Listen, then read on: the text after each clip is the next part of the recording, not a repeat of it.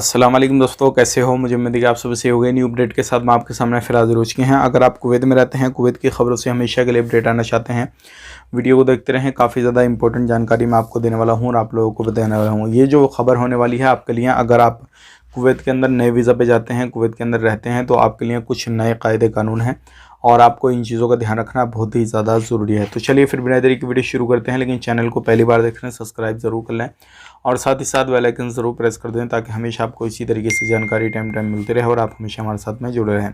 सबसे पहले हम बात कर लेते हैं यहाँ पे जो बड़ी खबर आ रही है निकल के। अगर आप कुवैत में नए वीज़ा पे जा रहे हैं तो अभी जो है आपको ध्यान रखना होगा, क्योंकि तकरीबन लगभग पूरे तरीके से हर जगह पे कुवैत के अंदर सभी लोगों को पकड़ा जा रहा है जो गैर कानूनी तरीके से रहते हैं। अगर बात करते हैं यहाँ पे डेली लगभग 100 से ज़्यादा लोगों को पकड़ा जा रहा है।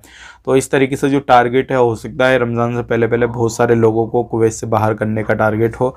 लेकिन अगर आप जाते हैं तो किसी भी तरीके से बिना सिविल आईडी कार्ड के बाहर आपको नहीं निकलना है और कोई ना कोई प्रूफ आपके साथ में होना ज़रूरी है। अगर आप जाते हैं तो तुरंत अपना सिविल आईडी कार्ड के लिए अप्लाई करें, ताकि आपका सिविल आईडी कार्ड आए और बाहर निकलने में आपके लिए आसानी रहे। इन चीज़ों का ध्यान रखना है। बैनी दलगार रहा, खैतान रहा, जलेब रहा, या कोई सा भी एरिया है, अधिकतर सभी एरियो में जो है काफ़ी बड़ा चेकिंग वगैरह चल रहा है। सारी चीज़ें काफ़ी ज़्यादा हो रही हैं। अब बात कर लेते हैं यहाँ पे अगली खबर की तरफ। जो अगली खबर आ रही है निकल गई एयरपोर्ट के हवाले से है।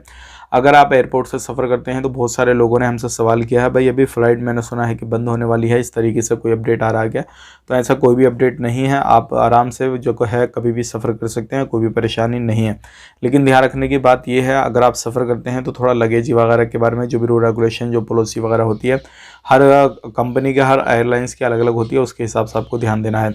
अब यहाँ पे एक बड़ी खबर आ रही है निकल गया तुर्की और सीरिया के हवाले से। जैसे कि आपको मालूम है अभी वहाँ पे काफ़ी ज़्यादा इस तरीके के वीडियोस सामने आ रहे हैं, जो क्या लोगों को, बच्चों को, छोटे छोटे जो है मलबे के अंदर दबे हुए निकल रहे हैं। और इस तरीके से देखते हुए जो सऊदी की तरफ से मिनिस्ट्री है, वहाँ से जो है सऊदी से बिल्कुल पूरे तरीके से हर चीज़ का बंदोबस्त किया गया।